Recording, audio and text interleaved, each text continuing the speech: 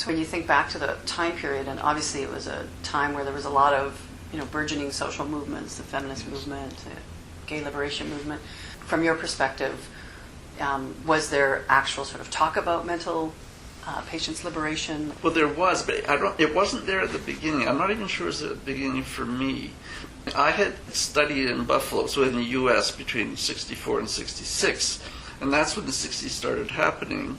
And I was in America while it was happening. I was also at the university, which meant that I was around other guys who could be drafted. So the issues were very obvious. And so that was part of the student movement, the anti-war movement, the Vietnam War movement, the civil rights movement. So all of that was happening. I felt as if that I was sort of there at the epicenter. And I was confused by a lot of it, but I felt attracted to it. I felt that somehow it just seemed natural that I would be part of these movements. And I was. Well, when I got out of hospital and started MPA, I think at some point early on I thought, hey, wait a minute, there is a kind of model. There is a model for this. And of course, I was close to people in the gay liberation movement, feminists. So it was trying to use that template to give a political sense to what we were doing at MPA.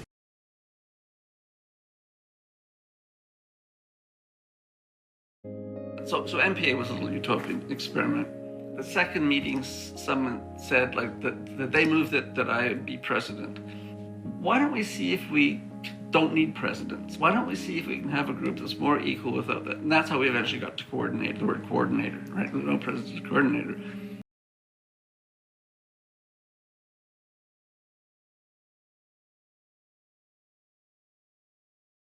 I don't think that psychiatrists really possess any special skills for helping the great majority of people who are called mental patients. Most of the problems that people have are not medical. Psychiatrists, have medical degrees.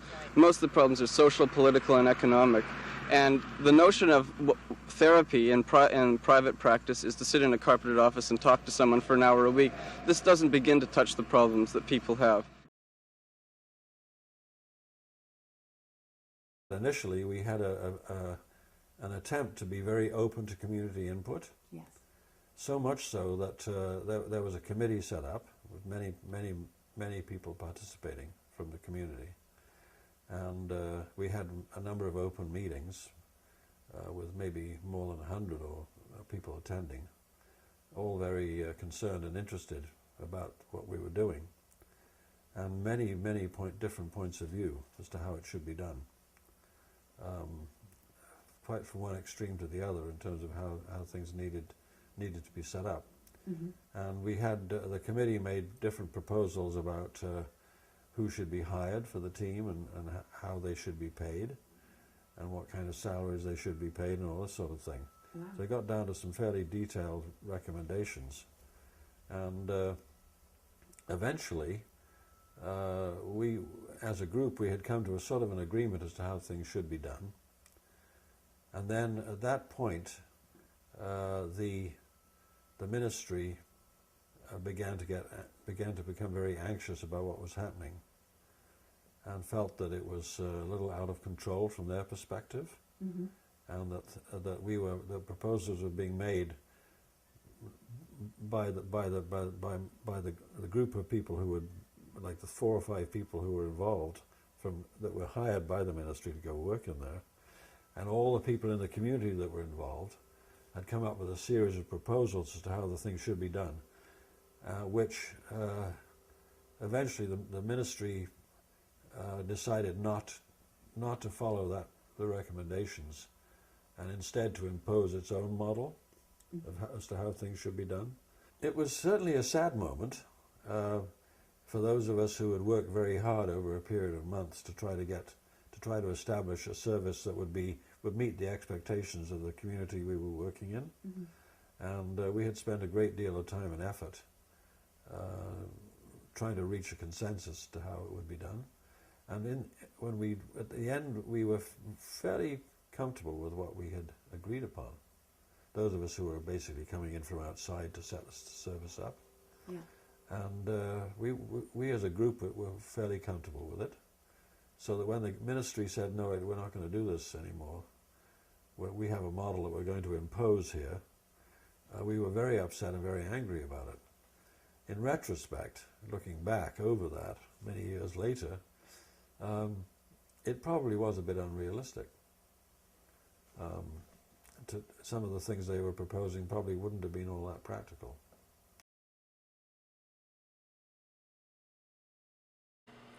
Well, I like to say that when I first went to MPA, I had just enough self-esteem to get through the door, and that was it. And that's true, I had lousy self-esteem. But pretty soon when I was there, I got feeling better about myself. I found that I could do different things that I hadn't known I could do them before, because it gave me the opportunity to do them, you know. And so we did a lot of speaking engagements, and I worked in all the drop-in centers, and I worked at Riverview twice on a project out there.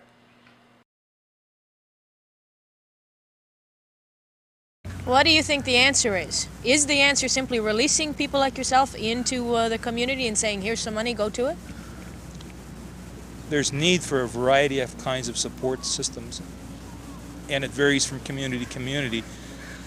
For example, in British Columbia, you know, a third of people that come to Riverview come from out of the Lower Mainland area. Most of those people, when they leave the hospital, live in the Lower Mainland. The kind of income I've got now, or even what I might anticipate getting in the future. But what really is needed is a change of heart and understanding on part of the average community person. If you take a look at like what Alcoholics Anonymous has done in 50 or 60 years for the image of an alcoholic. At one time it was the town drunk, that kind of image. Now it's a very different perception. If that kind of exposure is given to people through public information on television, media, community speaking engagements, those sorts of things have to happen, but there aren't enough people doing them, there aren't enough people able to do them, no money gets spent on that kind of advertising, but it really needs that.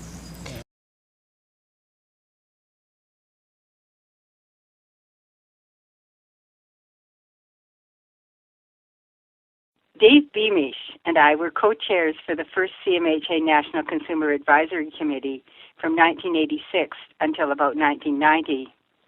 One of my favorite memories of Dave was during one of the empowerment meetings when we were walking down a long corridor in a conference center. I do not remember what I said, but he stopped and said slowly and carefully, "Don't social work me, Jane."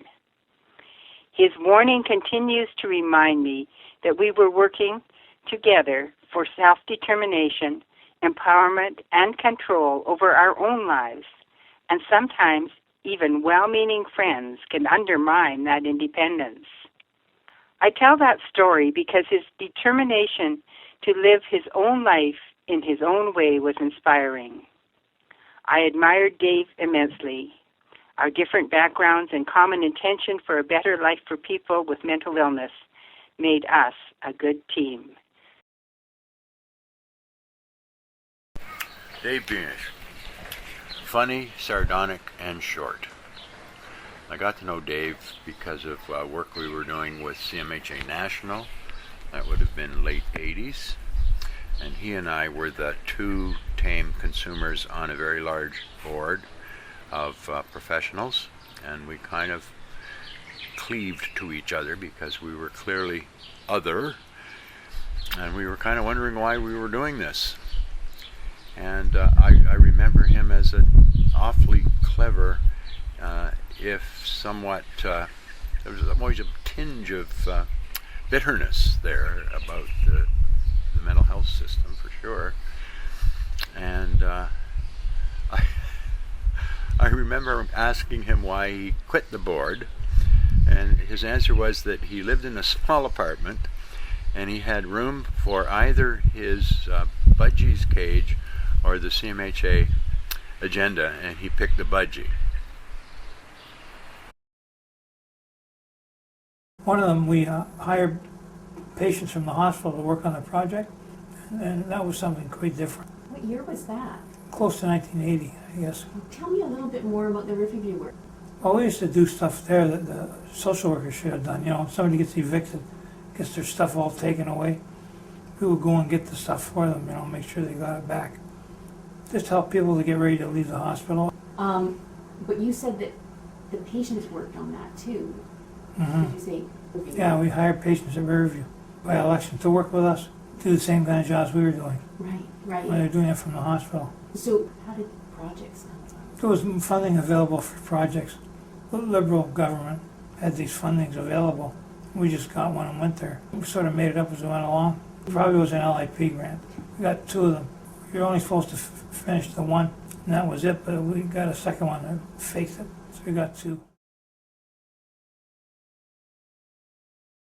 I was a community nurse. I had been working with a research project which was to provide psychiatric care for people in the community, and this was something new in the area of Vancouver.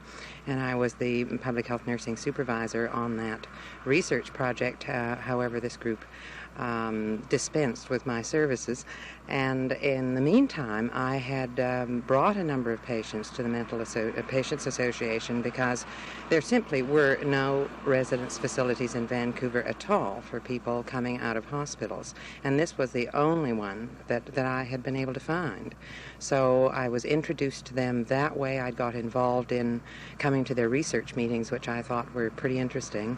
Looking into the Mental Health Act, this kind of thing. And when I was left the home treatment service, I stood for the most amazing method of asking for a job, which is to stand before a meeting and be voted, in. So that's what happened last December. One of my kids was into drugs, and my marriage was breaking up, and my erstwhile best friend had taken my library job by lying about me. So this put me into a state of depression, where I went to the hospital out at UBC and spent a glorious summer. And the whole atmosphere of the daycare and the hospital appealed to me, and the living arrangements were good too, where we shared. And we needed to share because all of us had been through a lot. We didn't know where to go afterwards, and everybody said MPA was a good place to go. And a lot of us were feeling pretty suicidal. And so after I left the hospital and daycare, I went to the Mental Patients Association and spent some time there.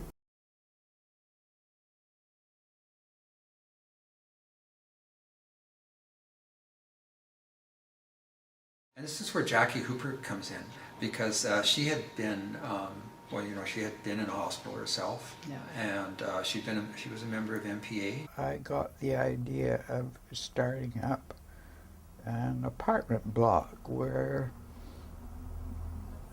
other ex-mental patients could